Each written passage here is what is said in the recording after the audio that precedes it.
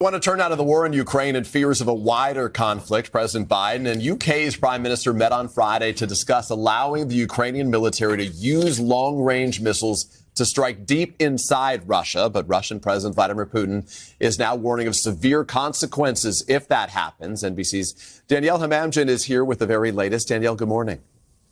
Good morning, Peter. That's right. The war in Ukraine was high on the agenda during this meeting between both leaders, but still no decision has been made public.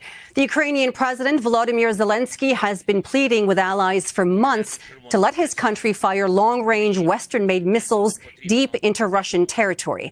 We're talking specifically here about the U.S. ATACMS and the British Storm Shadows.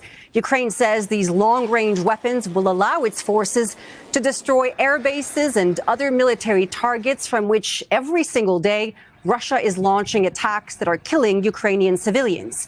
Until it's given the green light by Western countries, the Ukrainian military cannot hit those Russian targets. But the U.S. and the U.K. appear increasingly open to lifting the restrictions, which prompted a warning from Vladimir Putin, the Russian president, saying that if Ukraine fired those weapons into Russian territory, he would consider the U.S. and other NATO countries directly involved and therefore at war with Russia.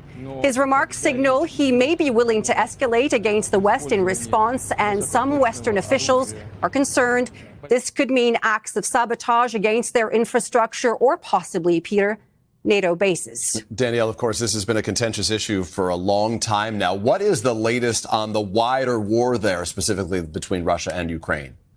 Yeah, well, the Russian Defense Ministry announced this morning that its forces have now captured the village of Zelanye Pershe. That's in Ukraine's eastern Donetsk region. This after an overnight drone attack by Russia on Kyiv and other Ukrainian cities.